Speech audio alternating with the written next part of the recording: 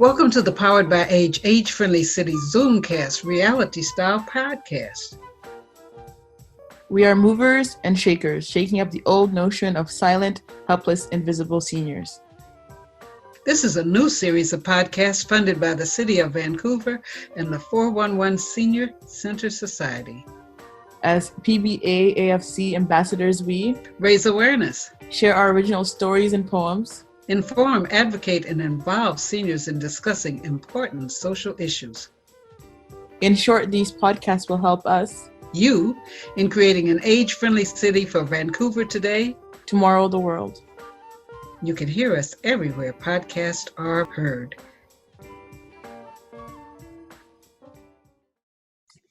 Hello and welcome to our Zoomcast podcast creation program. This is the first Thursday in June, and today is BC Seniors Day. So we're going to be honoring that with a special guest today. And what we're going to do at this time is, starting with me, I'm Charlotte Farrell.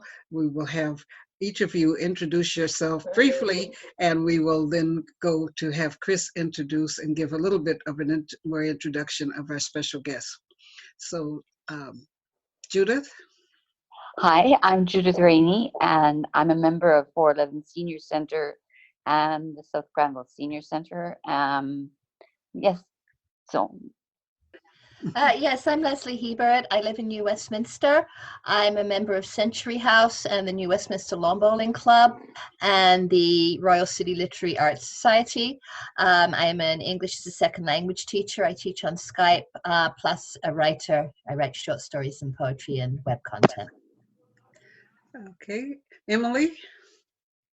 Hi, I'm Emilia Alvarez, and I'm a member of the South Granville Senior Center, and I met you one day there. Yes. And I'm happy to join you today. Welcome. Thank you. I know everybody's screen is laid out differently, so I'm just going along the rows here. And so the last person on the top row is Emily. So Emily, we're going to get together. Your names are so close, right? So my name is Emily Regina Shi. I'm a health coach, life coach in functional medicine. So my focus is helping women in better, vibrant living. So I just published my book in February, Mindful Eating for Better, Vibrant Living. So I belong to, I'm not sure which senior center I belong to. I went to Oakridge Mall, but usually because of Charlotte. So then I went to the 411 terminal. So then I joined this podcast group. So I learned a lot since the first day. So, but anyway, I did this for a couple of weeks. So now I'm back, but I hope I can join your small team. I don't want to work along a little bit. Zoom for me, okay, but sometimes I feel work along. It's a little lack of resources, and then I think we'll be in a team will be nicer. Yeah, we're doing both. Okay, Right. Neil. So good afternoon. My name is Neil Ryan. I am a writer and a poet, and I'm an old guy who's blessed with good health. So, Wow. Hi, I'm Sylvia Anderson. I'm from the West End Seniors Network. And at the moment, I'm a wannabe podcaster. And you are doing well with it. I don't know about that, Charlotte, but we battle on. Well, you're certainly the most famous of us after you got Globe and Mail coverage the other day. Oh. Do tell. Did you guys not see that? No. Sylvia, you were in the front page of, I think, Globe and Mail or National Post? Wow. Not front page, sorry. Globe and Mail. Globe and Mail? Yes. Mm-hmm. Oh, you have to forward it to us. yes. Yeah. Yeah, please. Is that the article that Camille Baines did? Yeah. Yeah. Oh, I guess other people are still picking it up. Yeah, must be, yes. Yeah, that was fun. I wasn't really expecting national coverage, I have to say. Fun, yeah. Marika? Yes.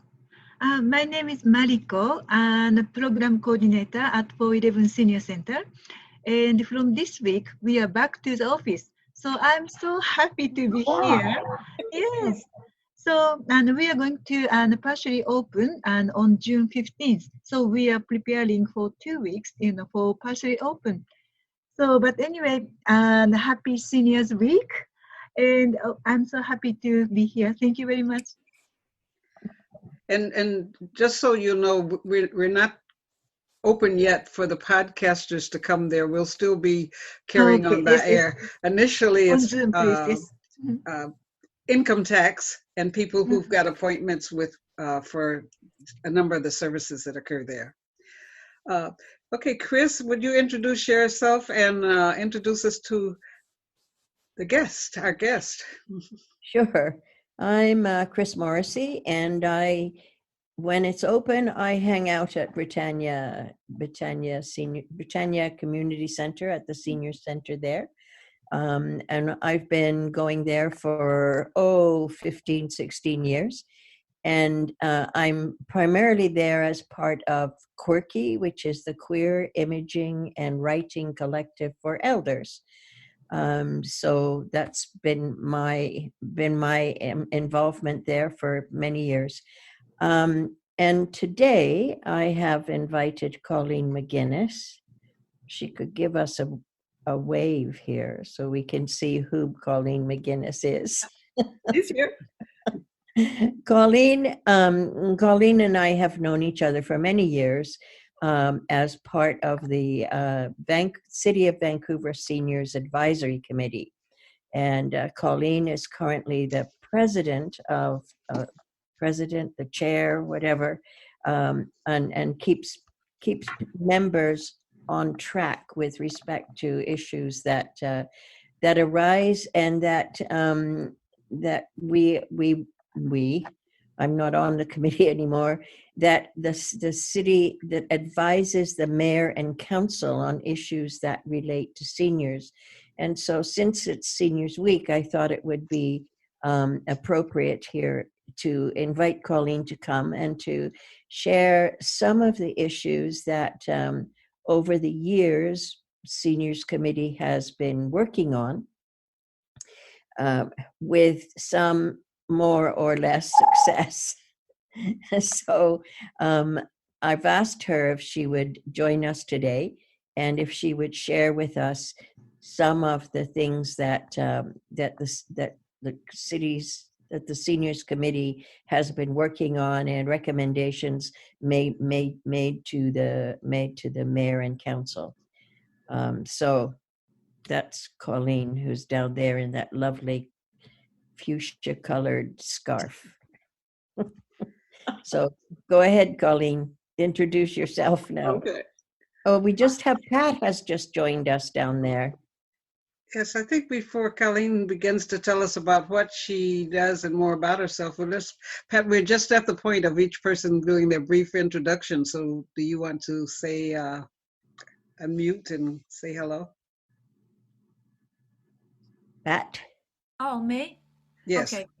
Okay. Yeah, sorry I'm late. I did not see the invitation. It might have been there. I have so many emails that I sometimes think I may delete those that I shouldn't. I don't know, but thank you, Chris, for sending it. Yeah, so I'm Pat Hogan. I think I know everybody here. I'm with Quirky and been involved with many different particularly women's actions and women's groups over the years. Guess that's enough, yeah. Okay, so that brings us to Colleen. Thank you so much for joining. And what we do, each week, sometimes we have a guest that presents, they give kind of an overview of what they do. And then people, everyone within our group is kind of entitled and able to ask questions. And it's helping us with unfolding a number of senior issues and things that we don't get answers to today. You could point us to how we can continue them in the future. Okay, I will try to enlighten you a little. First of all, Chris is laughing already. I am a senior, and about 10 or 11 years ago, I put my name forward to be on the Seniors Advisory Committee because I was doing work in my neighborhood. I live in Dunbar, and I was thinking that there were issues pertaining to seniors that were not necessarily being addressed, I thought. And so I wouldn't say it was a lark, but I did put my name forward, and was very pleased and honored to have been appointed during a period of time when Chris was the chair. So I had a very good, I would say, apprenticeship, because with Chris at the chair, it was an easy transition to figure out what the terms of the committee were. There are 15 people who are appointed directly by City Council, and we are appointed to advise City Council. So we don't advise the provincial government, we don't advise the federal government. Our turf is within the City of Vancouver and working with city staff. So we have a membership that is, they try to be very balanced. So we are balanced in terms of ethnicity, gender, geography. It's quite a balancing act when the appointments are being made to make sure that we have all areas of the city represented. We have people who have different language skills and ethnicities. And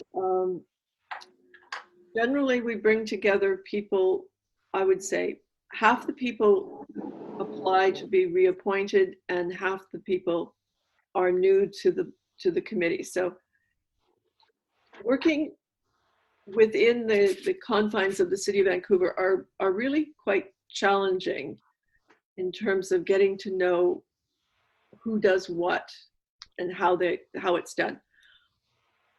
I was lucky because I was a city employee for 15 years, 25 years ago. So although my knowledge of the city wasn't current, I at least understood the process.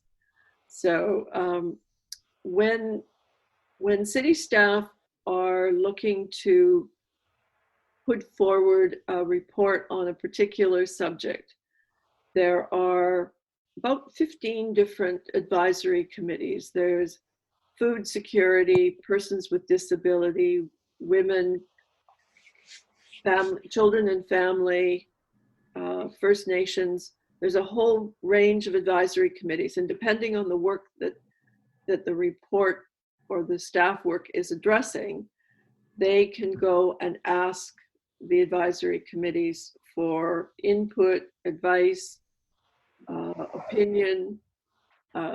And I have to say, if they don't do this, oftentimes we end up having to address City Council to express an opinion perhaps contrary to what the staff recommendation is, because they have missed the mark.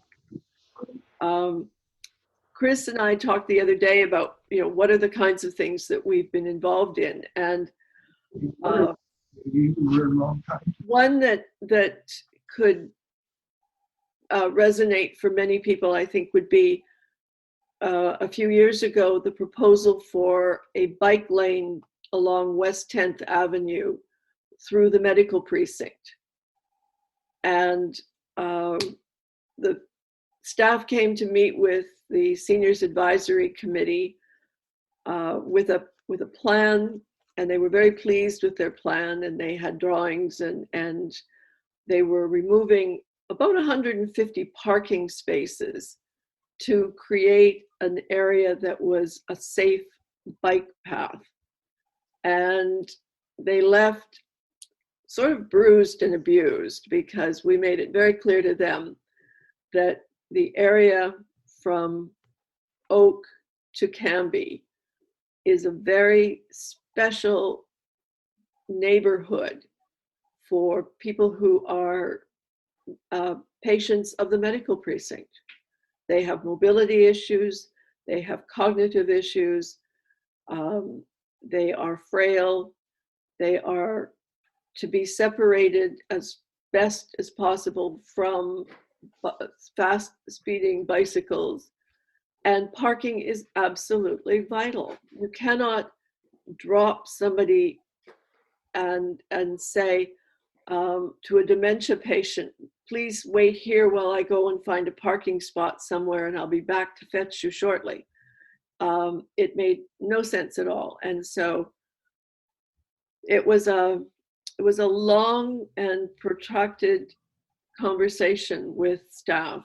I am not an early morning person, but I managed to get myself to the CBC one morning for, I think it was about a 6:15 interview with Rick Clough, and Councillor Elizabeth Ball and I went down to put forward a concern that we had about this proposal that was going to council. It was a question of priority, and the staff instruction had been to build a safe bike lane. Council had failed to give them instructions that pedestrians should be the first priority, and that the safe travel for pedestrians, especially in that area, was absolutely critical. So I hate to tell you how many hundreds of hours were spent in volunteer hours, I will have you know, were spent in negotiating with staff as this moved forward. And sadly, we were only successful once the president of VGH and the president of the BC Cancer Center were in touch with the city engineer and the mayor to make it clear that the kinds of planning that was going on was not protecting the people that it ought to. So today, there is a good deal of parking. There is a separated bike lane with sufficient detours and diversions to keep them at a reasonably slow speed. There is extended parking for people who have to unload a wheelchair patient or a handy dart. It's not perfect, but it's greatly improved over the initial plan. And in the course of this, we had the opportunity to really educate some engineering people about things like curb cuts and how steep something could be when it's not comfortable for someone in a wheelchair, different textures that are required for people with visual problems. So we really, I wouldn't like to say that was the hill that I was prepared to die on, but it was one of them. We were not going to let this go. And we being the Seniors Advisory Committee, works very closely with the committee called Persons with Disability. And the two groups have quite different perspectives in some aspects of City Hall business. And in other situations, we are completely aligned. So happily, we have two separate committees. We're not trying to which I understand at one point they had meshed the two committees and it wasn't very functional. But we work very closely together. They have a greater concern about younger people with disabilities. We have a greater interest in seniors with or without disabilities.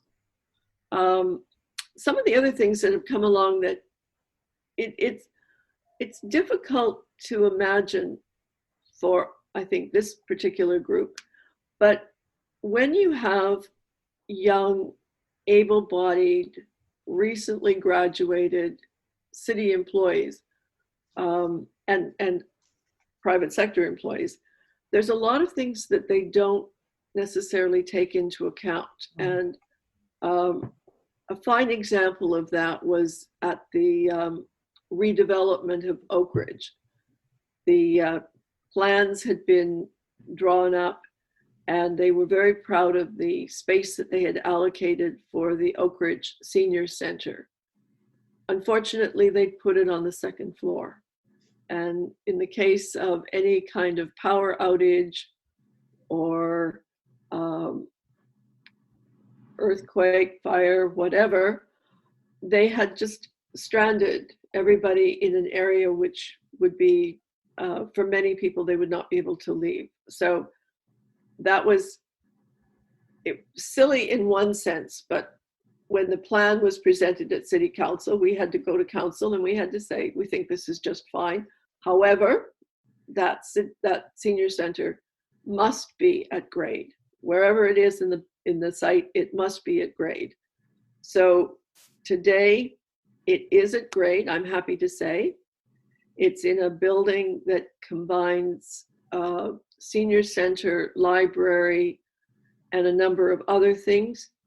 Unfortunately, it is also a whole block away from the Canada Line station. So the good news is it's at grade. The bad news is that the whole building is quite a distance from easy access to the Canada Line.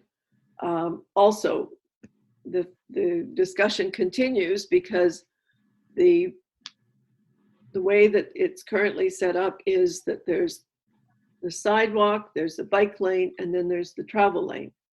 And so we have people who are going to be seniors trying to get into vehicles, and they have to cross a bike lane to do it. So we are continuing to address that particular circumstance. Then there's things that are only easy if they're brought to our attention. Chris knows somebody who lives in a high-rise building at Kingsway and Knight. And unbeknownst to us, it's 3 lanes of traffic and then a median and 3 lanes of traffic. And the timing of the light was such that somebody with mobility issues could not get across 6 lanes of traffic.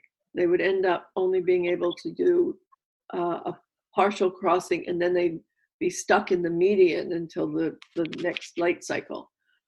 So with the help of the engineering people and some reprogramming, that was fixed. But things like that, we really have to have brought to our attention because we aren't everywhere all the time to be able to see what's required. And I would suggest to all of you that crosswalk timing is really, really important. And if you see a situation where the time for a pedestrian to safely cross the street before the light turns orange is not long enough, let us know, because those can be changed. They can be manually changed. I fear for somebody who is not moving quickly who gets 3/4 of the way across the street and is in front of somebody as a driver who's impatient to move against a soon to be green light. I always hold my breath when I see that, because it's just so dangerous. And I would suggest that as much as possible, you get the word out. When people are to step off the curb is when the figure is showing and it's white. As soon as the hand goes up and the counting starts to go down, that is not to tell pedestrians they have another 7 seconds to cross the street. That is to say, get your butt to the other side of the street. So often I see people stepping out when the timer is running, and I know that that's not the intention. And according to the engineering people, that is causing real difficulties because pedestrians have misunderstood the intention of that countdown, and it interrupts the flow of traffic, particularly people who are wanting to turn, but it also puts people at risk. So, that's something that we can work on if we know that there's an intersection that's a problem. We've worked on things like changing the building code to make it possible for developers to include in bathrooms the reinforcements so that it's easy to put in grab bars when required. It's very expensive to do that after the fact. It's quite inexpensive if you are doing it during the construction process. We've worked with the Pearson Dogwood redevelopment to make sure that the replacement to the Dogwood facility was a modern seniors care facility. And when I hear in the news the sad situation in so many seniors facilities, Dogwood is going to be redeveloped in such a way that every resident will have their own room and their own bathroom. The mere fact that the bathroom will be available in each room apparently really cuts down on the transfer of infection between patients.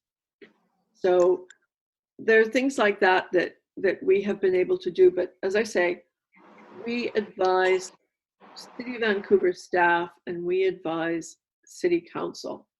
If there's a matter that we think the provincial government should do, or perhaps something that the federal government needs to do, then we simply communicate to mayor and council that that is something that they need to take to a higher authority. There is an organization called the Union of BC Municipalities, and items that go to that group are then presented to the provincial government on behalf of all of the municipalities. Or Vancouver can write a letter to the premier if they have a particular concern or interest or whatever. But we meet monthly. We meet for at least 2 to 2.5 hours. We have a number of subcommittees. We have a really dynamic housing subcommittee at the moment that's doing a lot of work on trying to demonstrate the need for very affordable seniors rental housing. They're gathering the statistics to show what the average incomes are for seniors. The fact that the city's current discussion about affordable housing misses the mark completely, because most seniors earn, I would say, well less than $25,000 or $30,000, and yet the city's affordable housing is targeted at I think it's 50 to 80,000. Ooh. So it's clearly not senior friendly in that regard. So we're there. We speak to council. We sometimes compliment them. We sometimes throw rocks and tell them that they've done something terribly wrong. There's an issue right now where the Parks Board is looking at closing roads into Stanley Park on a more permanent basis. Well, you can be sure that that will be well discussed at our meeting on Friday, because it's one thing if you live in the West End, you're able-bodied, you can ride a bicycle, or you like distance walking. It's a whole different thing if you live in another part of the city that would require that you take a bus or drive a car. And if you want to get to, my best example is Prospect Point.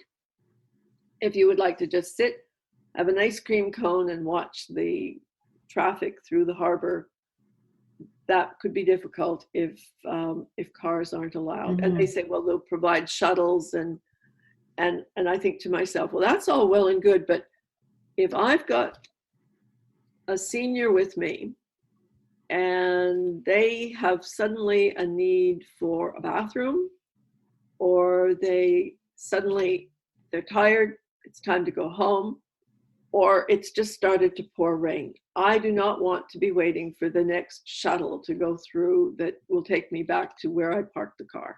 It's just not practical, and it's unnecessary, because bicycle riders are a small portion of the users of the street. And so we have to continue to emphasize that pedestrians first. So that's a little bit of what we do. We nag, we harp, we prod, we prompt, and we just try to keep on top of what about 8,000 employees are doing on a regular basis. It's very hard to actually keep up, because they often present us with some report that's fully formed, and they don't even remember that we're there to assist them. So we continue to make our presence known. Well, you've given us a wonderful buffet overview of the services and what you do. So, what we do is, as people have questions, or comments, you could address them to Colleen. The other big report that we did recently was the silo. Silence. Yes. Yes, Silas. We had I called him a senior in training. We had a young man who was studying gerontology, and he joined the committee, and he was an incredible asset. He took on the task of writing a report on isolation and loneliness, and started with a masterful literature review of work that was being done in this area. And we ended up with about 26 recommendations, not all that were relative to the city, but recommendations of things that could be done that would perhaps alleviate some of the isolation and loneliness. Now, unfortunately, staff in the department that was supposed to follow through on this, there was some sick leave, there was some staff shortages. And then we ended up with the coronavirus, and people are saying, well, if we implemented that report when you gave it to us, we wouldn't have some of these problems. And we're saying, yes, you're right. But we continue to remind them that it's there and that it has lots of good things in it that could be used. But that was about a 2-year. If Eddie hadn't been working on a PhD in another subject, it would in fact have been a PhD thesis. It was so thorough and so extremely well done. Leslie had a question. Yeah, one comment and one question. So the comment is about the target for rental housing. You mentioned that the city determined that it was supposed to be people earning $50,000 a year, and it's not only seniors that have a much lower income than that, but I'm sure there's a whole sector of low-income workers who also earn far less than that as well. Absolutely. Yeah. This particular project, they referred to it as the missing middle. There were the very high-end housing, and then if you were a nurse or a fireman or some of the people who are providing service, the emergency services, etc., there was no housing that they could afford. So there was a focus on that. But in doing that, they still did not address the fact that there is a large portion of the population. We see it now with the pandemic. We have, all those cleaners and bus drivers and hospital aides and people like that. They aren't able to live in Vancouver. So they are servicing our hospitals, but they are not able to live here, so that they're traveling enormous distances to come in. And so we're gathering the information so that as future planning is prepared or developments come forward to the city, we have really good information that can say, but you're not addressing this amount, or if you allow that 4-story rental apartment building to be demolished, the people who are living there are paying these kinds of rent, and they will not be able to live in the new building. Yeah. So exactly. I don't purport to know the answer, but we are going to make sure that council is much better educated as to what the realities are. Yeah, absolutely. My question also was a little bit about process. And I don't live in the city of Vancouver, but I'm sure that there are lots of people in Vancouver that are not aware of your committee or any of the other similar committees that work to educate council. So if somebody, for instance, had a question about a building code or an intersection or any of these things that would affect seniors, and they contacted a counselor, would the counselor automatically know to forward their concern to the committee, or would the person have to know that the committee existed? And if so, how do you let people know that you exist? To the question of whether or not if they went to a counselor, depends on the counselor, because we make our presence quite well known. But I'm sure that there's some counselors who think that they could go directly, say, if it was a question of a traffic light, they could go directly to an engineering staff. But technically, they're not supposed to. There's a division between government and administration.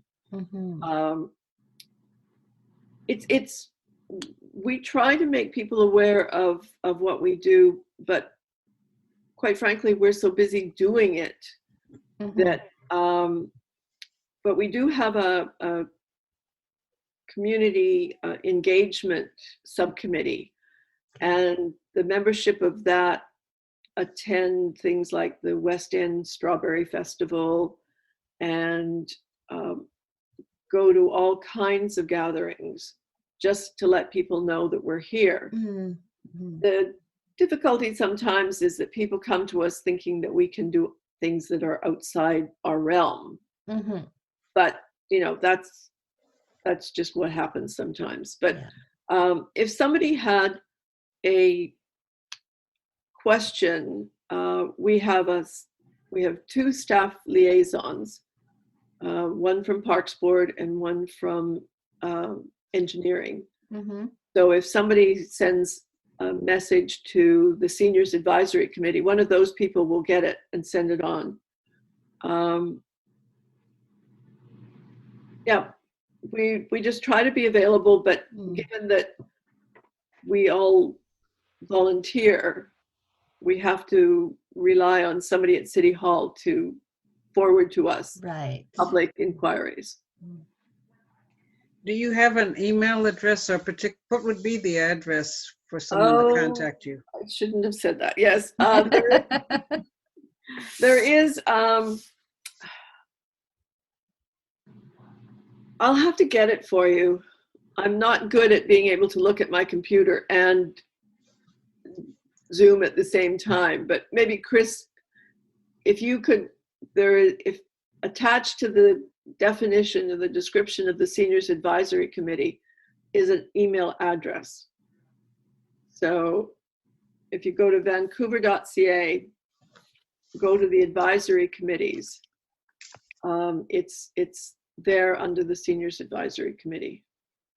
Sorry, you caught me off guard. Mm-hmm. Did someone else have a comment or question? I'm surprised that Colleen does not have an Irish accent with a name like Colleen McGuinness. She's so Irish as Paddy's pig. I have a brother named Gallagher McGuinness, if you want Irish. I noticed one thing, that not a lot of thinking of people go into some of the activities of the engineering department. One of the things that it's a small thing, but they have the bicycles and the walkers on the same side. And I walk the SkyTrain, it's exercise, and I want to see that bike that weighs 180 pounds coming at me at 30 miles an hour. 20 miles. I want to see him coming. I don't want him to come from behind me, because not 1 in 1,000 would ring a bell.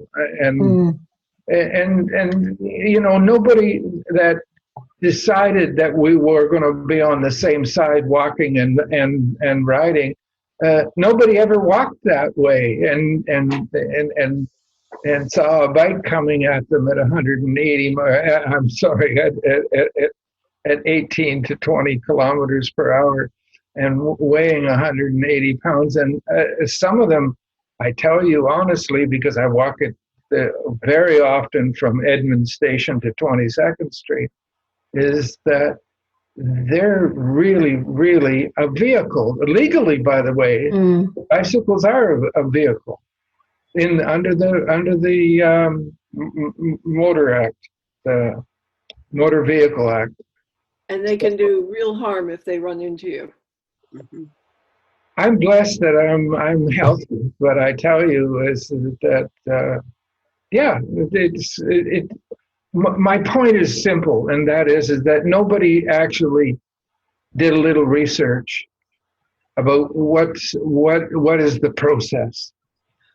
I can tell you that in Calgary, it is the law that bicycle riders must ring their bell as they approach a pedestrian from behind. And it doesn't seem like a big thing, but it is very much enforced. And it takes away a little bit of that discomfort that we have if you're walking and you're not sure if somebody is coming up behind you. We also have some very difficult situations. On the Greenway, there are crosswalks painted for areas where you want to cross from West Boulevard to East Boulevard, and there are places where that's possible. But I'll tell you, there is not a bicycle rider that I've encountered who's prepared to stop to let, you know, you can stand at the edge of that crosswalk, and I wouldn't put my foot out. I was almost hit the other day when I was doing that very thing. And they look at you as if, you want me to slow down? Yeah. And they swerve around. We have a real problem because the engineering people continue to talk about training bicycle riders, and I maintain that bicycle riders are not trainable. You cannot allow a situation where you have to expect that they will modify their behavior, because I haven't seen any evidence of that. Well, what I've done, Colleen, is I walk on the wrong side so that I'm walking towards the bikes that are. That's smart, actually. Yeah. And people, I apologize and say, I know I'm the wrong side, but I don't want to get run over by a bike doing 20 kilometers an hour and he weighs 140 pounds or 160 pounds or more. I refer to it as spandex poisoning.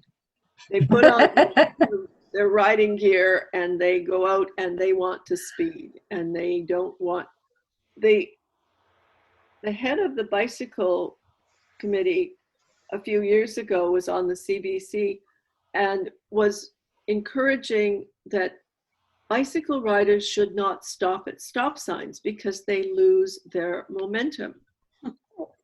And so near City Hall, I've been waved at a few times by people who drive right through a three-way stop because it's going uphill and they don't want to lose their momentum. And I'm thinking, as a driver, I'm not allowed to say that. I don't want to use my brakes, so I'm going to slide right through this stop sign. But there's an entitlement that's very difficult to deal with. I know that intersection. I know exactly where it is, and I watch them go right through all the time. Yep. And there's never, because they're unlicensed, there's no way that the police can enforce giving them a ticket because there's no, we've heard stories about accidents with pedestrians and bicycle riders. And one in particular, the bicycle rider got off, apologized, provided name, phone number, and all the rest of it, and it was entirely bogus. So where everybody thought, well, that's, very kind of them to have acknowledged that they were in the wrong. They didn't give any information that could help this person end up in the hospital because they had a run-in with a bicycle. So I'd like to think better of bicycle riders, but I haven't seen a lot of proof that that's a good thing. One of the questions that the city plan was asking people how satisfied they were with cultural affairs, and a question came up with the transportation. Are those small buses under the jurisdiction of the city, like the small buses that people might take from one museum to the other, from a senior center to a museum? I'm not sure. Some senior centers have their own vehicles.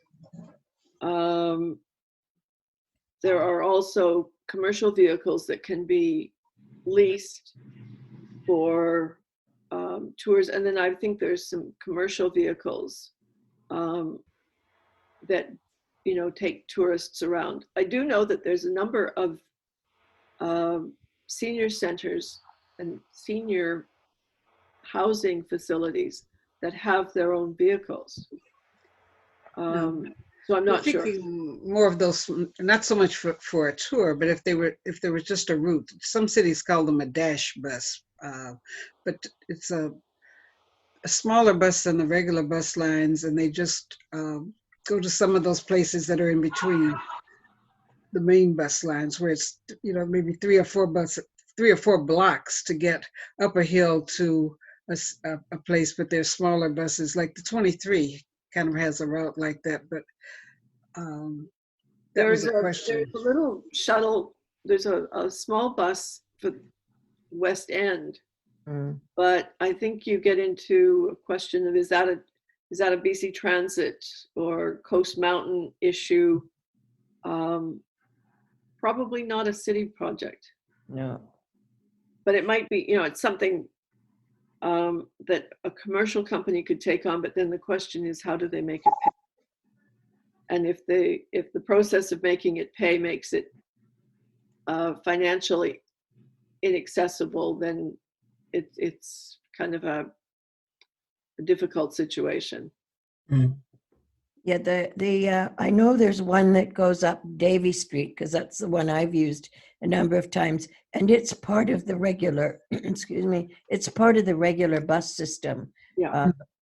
I mean, it's got painted the same colors and all that kind of stuff. So those smaller commuter buses that I've seen are, if they're not the handy darts, they're also, unless they're a particular, like a neighborhood house or a senior center, they are part of the regular transit organization, I think.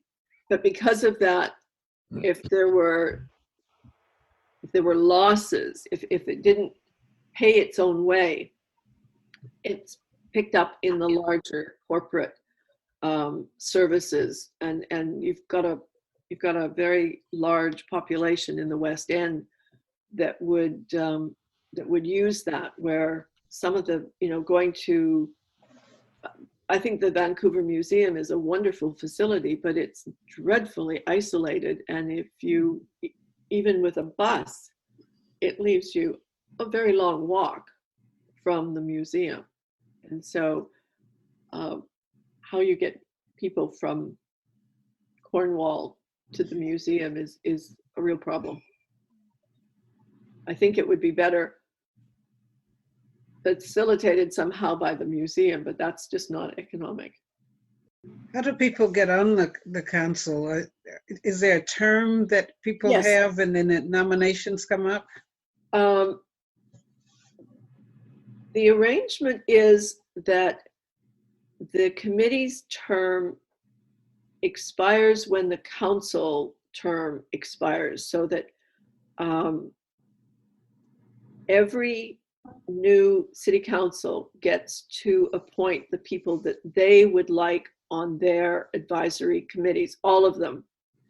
And that used to be the case when council had a 2-year appointment.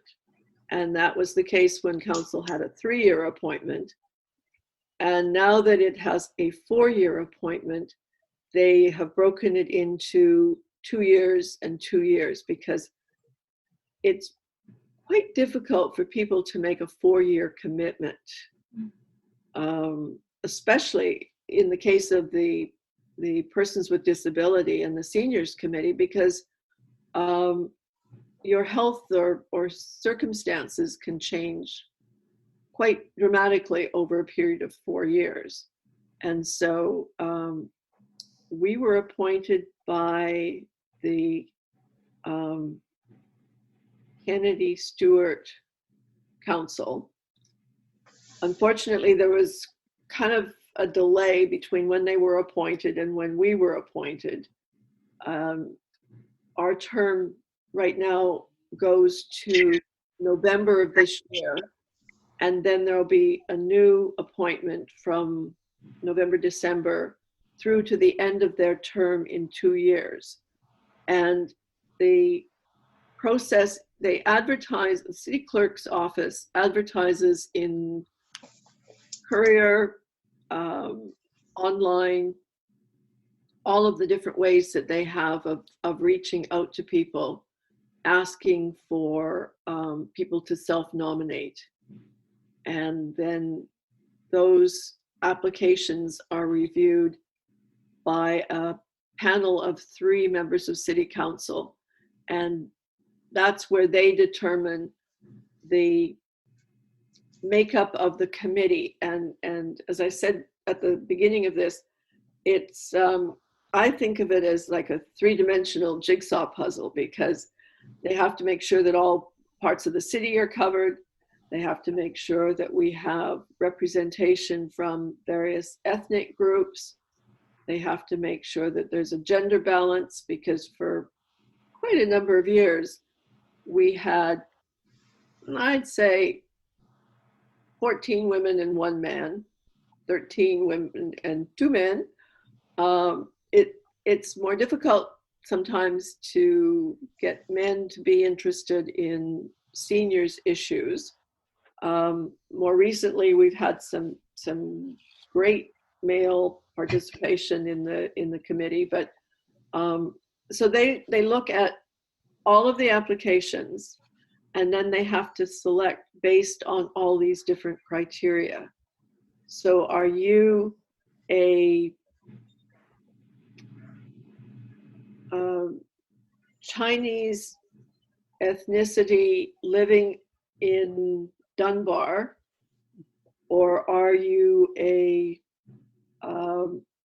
female living in the West End, and they have 17 applications from women living in the West End who might be interested.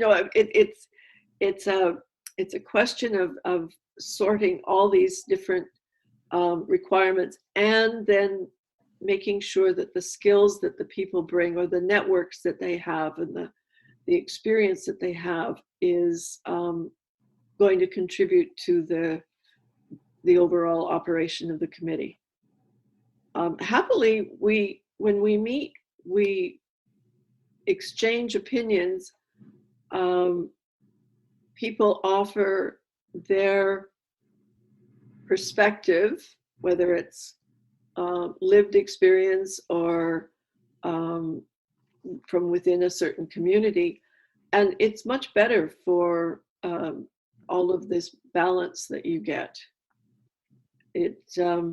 But it is a big commitment, because there's a monthly meeting, there's subcommittees, there's a lot of communication back and forth in between all of this, and then oftentimes things come up very last minute where a report's going to city council and we have to review something quite quickly.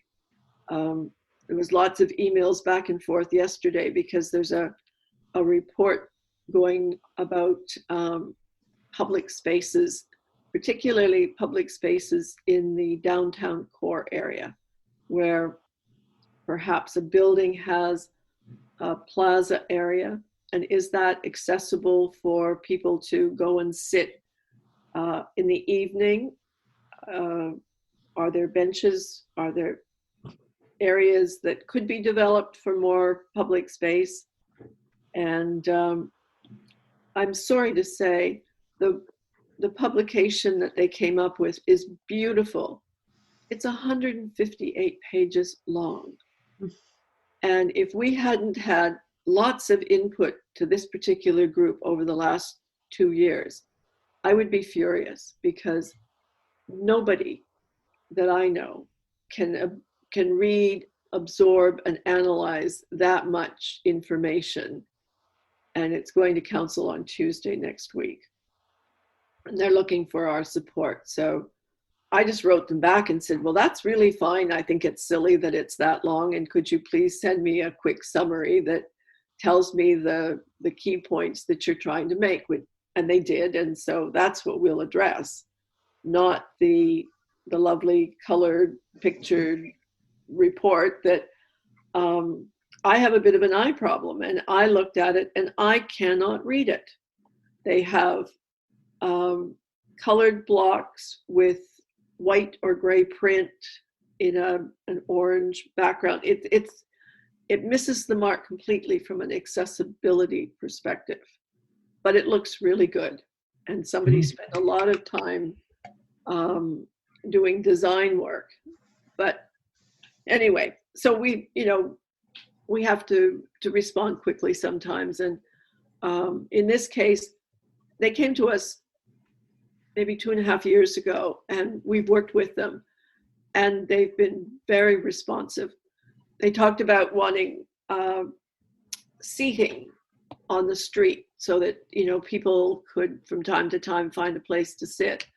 And we pointed out that if you don't have seating within several hundred feet of each other, that's too far for somebody who has a mobility issue. And so they went away and they've modified their recommendations with what our suggestions were. So some staff are really wanting to make things as accessible and as well designed as possible. Others, I'm sure, just see the various advisory committees as a kind of a pain in the neck. They slow them down and tell them things they don't want to hear. So since there are these limited terms for being on the council, is there a place on the internet or on City Council's page where people could look at reports that are pending and give their opinion to them? Yes, well, City Council agendas are published the Thursday before the week of the meeting. The council meetings are on Tuesday. So every Thursday, this case, it happened to come out a day early, it was Wednesday. There's a way that you can sign up for these notices, and there's a link to the agenda. And then you have to literally read through the agenda to see if there's a report that might be of interest. It's available, but the notice is far too short for the public to really look at it and be able to analyze it.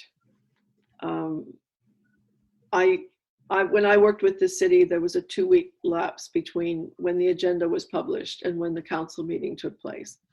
And that was a more reasonable amount of time to review something, think about it, and then be prepared to make a comment. And last week our subject was advocacy. So maybe if you or Chris could email me that contact information, I can send it as an email so people would at least know where you could look, to find the agenda, and then how to get in touch with the council if there are issues that they want to support or have you bring up. Yeah. So Luke and I have both put the email address in the chat. So the email contact for the committee is Seniors Advisory Committee at Vancouver.ca. That's the general email. You'd think I would remember that, but I never email myself. Okay, well, Luke can help me retrieve. Sometimes I have a problem retrieving stuff from the chat, so that'll be his tech coach support to help me get what's out of the chat so we can make it into an email to send people. And the other link that would be interesting would be to go to City of Vancouver and under the mayor and council, you can get notice of the agendas for upcoming council meetings. And that tells you of all the reports and the motions that they will be discussing. Like very recently, Councillor Fry had a motion about patios adjacent to restaurants. And one that I should tell you about, some months ago, Councillor Sarah Kirby-Young put forward a motion, and City Council had previously instructed staff to remove snow from the bike lanes, period. And her motion was that council should instruct staff to remove snow from the bike lanes and the adjacent sidewalks, because there were instances where we've had snowfall and the much less used bike lane is cleaned, but no effort is made to clean the sidewalk, and so people walk in the bike lanes, and then they get yelled at by the 3 or 4 people who are riding their bike in the snow. So it was silly that it had to be done that way, but the instruction had been very specific, and so staff were to clean the bike lanes. And I went and I spoke in favor of cleaning the sidewalk. And it surprised me that I had to do that. But, that's what it takes sometimes. Yes, well, thank you for helping us to get a really better understanding of what it takes, your role, and again, ways that we can have some play a part in decisions that are made or help people to have a better understanding of what it's beneficial to seniors? Well, I have to say that in order to be successful in this role, you have to have infinite patience. Because if you are not patient, if you have a short fuse, this is not the job for you, because there's thousands and thousands of city employees and there's 15 of us. And so we have to look at where we can have the best impact with the least amount of conflict. So, but November, December, there will be an ad in the paper for membership in the advisory committees for next year, and everyone is encouraged to express an interest in becoming a committee member. Those of us who live in Burnaby or in Blue West. You have, I'm sure your city has similar advisory committees. Well, we have a lot of similar issues in US. City engineering is not always the most sensible department. Yes, they're able-bodied young people who sometimes fail to understand. I had a communication today from a reporter with a publication called The Daily Hive, and he wrote a really excellent article about his concern about the closing of the roads in Stanley Park.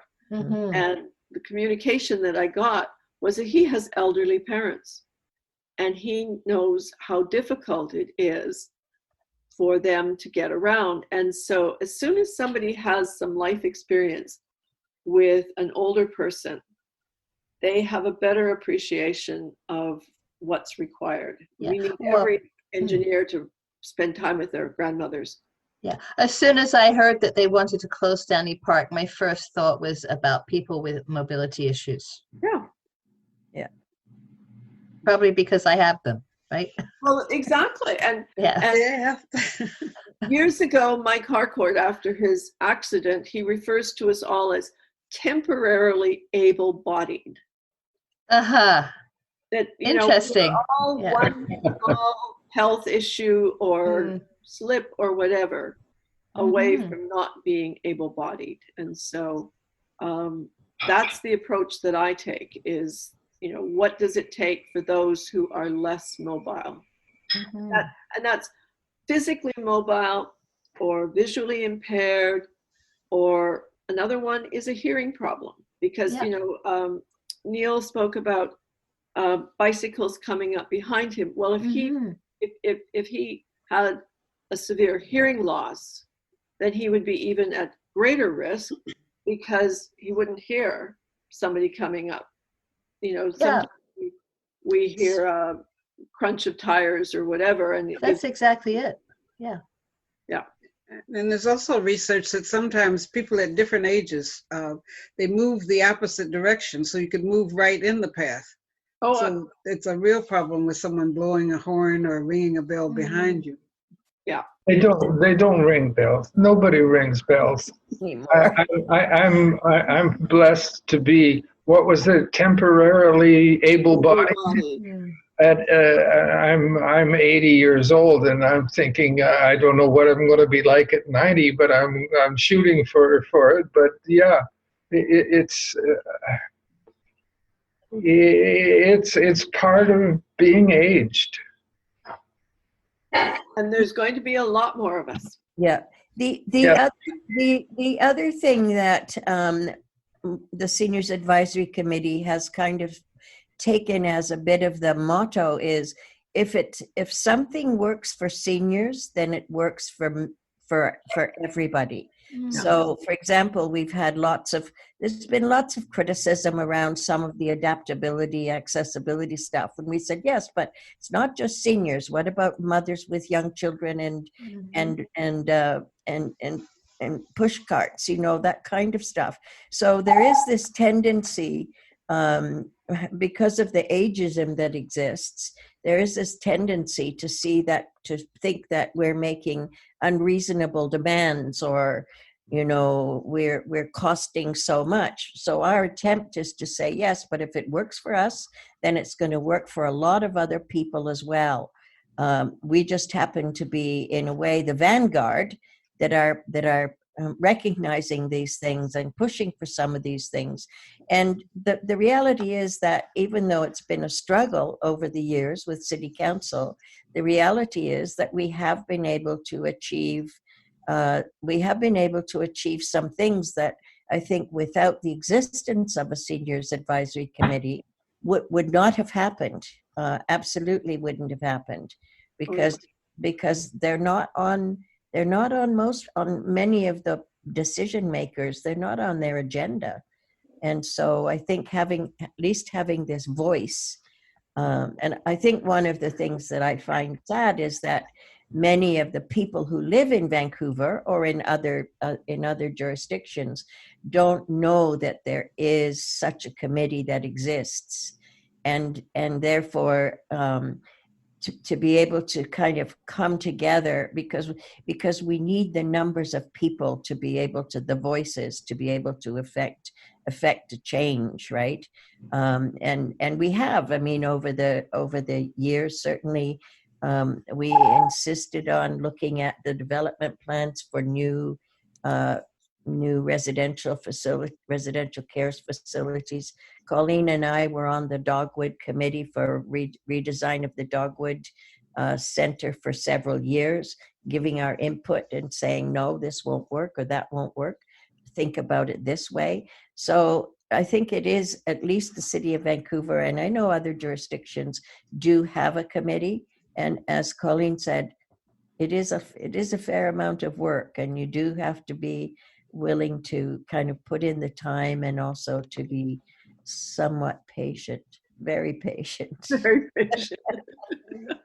I think a thing in our favor is that we know, just by virtue of the city of Vancouver being having some funding support for our podcast program and podcast development, that they are interested in having a city that works for all, and they're wanting to know, not from somebody that's 20 or 40 on the committee representing senior issues, but from us. So as we fold out and go from week to week, there have been different issues that we've spoken about.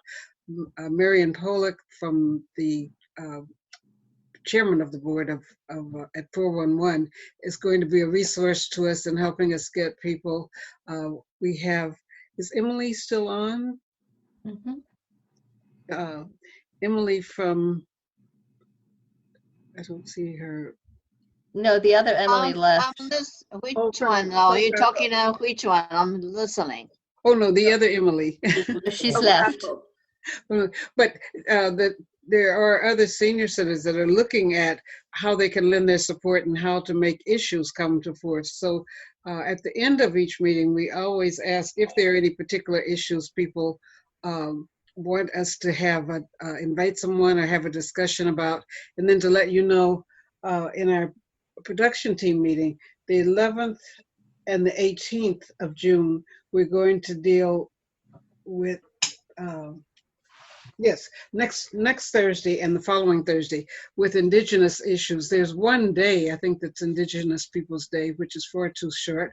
So we will bridge that day with 2 weeks, and among it will be, one of the things we are looking for someone to speak to is the Red Women Rising report. It's a big report, but the executive summary, and then what are the action items from that. And Adele is helping us with creative arts. There was a Indigenous Film Festival last year. This year it got, waylaid like many other things, but some of the people who have produced films, we're looking into having either on one or both weeks a short film or something that we can both not just see it as a film, but we can discuss what are the takeaways or the action items from that. Toward the end of the month, the fourth Thursday, Penny Zimmerman is open to, again, if there are particular people from different levels of government, questions have been raised about, is there any additional subsidy, or does there need to be an additional subsidy to older people regarding things that, like you mentioned, the cost of living in Vancouver versus what the current pension level is. So your ideas that you either give toward the end of our podcast or that you send in by email, will help us in bringing those, to the front so we can have discussions like today. Can I add one little thought, and that is that the additional COVID income for seniors is not at the end of June, but in early July. I believe the government says they're trying to get it out by the 6th, and that's the $200, $300 assistance for seniors collecting seniors. OAP. I suggest it's a drop in the bucket. Say again? It's a drop in the bucket. Yeah, it's a drop in the bucket, but I'm glad it's my bucket that's getting the drop. But that's only for people that are on old age. OAS, Colleen, Leslie had it a minute ago. OAS and... I don't know about CPP. That's a contributory plan. So it would just be people on old age pension, right? OAS. And also there's an additional one for low income seniors. Gain. Okay. But my point in the $300 is if you can't go out to buy your groceries and you've been paying for delivery and other things like pharmaceuticals now, you can't get perhaps 4 or 5 months worth of your prescription, but you're limited to shorter amounts of time and therefore increased dispensing fees. $300 isn't going to go very far in terms of offsetting that. Right. So we were looking at, whose portfolios are those? Who are people we can speak to? Those are federal government. Right. But Shane Simpson is the minister in the provincial government. There might be but then BC is blessed with a really excellent seniors advocate, Isabel McKenzie. She's definitely somebody you should talk with. Mm-hmm. Okay, so that just gives you an idea of where we're going over those times, but we still are looking for like the project that Leslie and Neil were doing, that continuing story, other people who have stories. I know Quirky, both Pat and Chris have done their stories, but if they are the stories from the book, either that you want to read on behalf of people or that, the author might want to read themselves, those are things that we can, look at scheduling in. Because we want to, at each time, have a segment that will have some creative arts as well as information, advocacy, etc. We're going to also be having a few showcases, which would be a time shorter than our podcast, which is about an hour, but a half an hour where there would be maybe 2 of those lifeline interviews, 8 to 10 minute interview, and presented by 2 different people with possibly some music or something in between. So you could just keep letting us know, or each person does have, between Adele, Robin, or I, a mentor that would work with a small group off the main call, but in a group call to work on putting together their presentations. So unless anyone has any other questions. Adele, do you have any comments? We'll say tomorrow. The microphone turned off. Oh, okay. She might have stepped away. Tomorrow, Friday, NBC. I'm sorry, I was muted. Oh, yeah. Okay. I was like talking and you couldn't hear me. I said this is a really informative discussion. I didn't feel like I had anything really to contribute. I felt like I needed to learn because there's a lot of obstacles that I wasn't aware of. Being a young person, I'm always just kind of like fluttering away. So hearing the issues was interesting, especially about like closing down parks and stuff. It really is important because that's how seniors go out and walk. But I hadn't really thought about it that deeply until now. So I don't know. I was just listening to you guys talk today. And I said that between you, Robin, and I, the whole group is divided up so that we have mentors that will work with, for their small groups around a theme like health or food security. Yeah. Some of the other issues, people who had ideas of stories. One of us will be working with you in small groups to just help bring that together as a presentation within our main Zoom, our Zoomcast. And if you know, yesterday I listened to an H-Well broadcast and they talked about social isolation. And as you know, there were many people who signed up from each of the centers and organizations. And some of them, they have an email, but they aren't using it. So if you know someone from your particular organization or center, give them a call, because many people, there were a lot of case studies on this H-Well presentation, and people doing all kinds of work. They said about 80% of people don't open their email. So giving somebody that you haven't seen a call and helping them to understand how simple it is, because there are some people that think that, you know, they have no idea that they could get it on their phone, or they had no idea. They're afraid they'll mess up something if they touch the wrong button. So just sharing your experience and how, you know, it's worked out for you might help someone else to feel more confident about getting onto the Zoom. There are people that have written me email that, because people have talked about viruses or talked about pornography coming on, they're afraid that connecting to a system like that, they might start to get spam or pornography. So I think just Neil shared and help someone to get on or understand how to use their phone. So just do that as we go through the weeks, and the more we get together, the happier we'll be, and the more we bring others in, the happier they'll be. Still a line from Mr. Rogers. I'd like to put out a request for anybody that can help me with my webpage. I need to make some modifications so that I can advertise my book, which is called From the Other Side, and it's ready, set, go.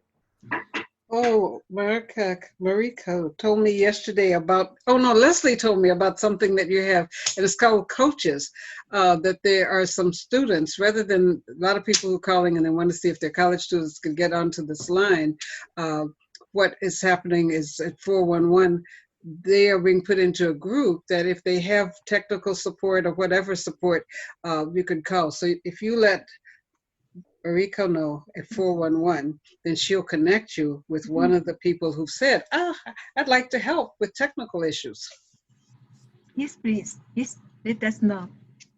So okay, I'll send you on the chat. I'll send you my email, and maybe we can connect. But I'll on the chat I will send you my email address. Thank you. You're well, welcome. also, would you tell them the phone number for the 411 center, because you could just call 411 to make an appointment. Yes, okay. So I'm going to put my phone and our phone number. Okay, but I don't think everyone sees the chat. Charlotte, I'm going to excuse myself from this, if you don't mind. I appreciate the opportunity to talk with everybody. And Chris knows how to find me if you have questions that you would like me to follow up on. Colleen, thank you very much. You're very welcome. Thank you so much. Fantastic presentation. Thank you. Bye-bye. Keep safe.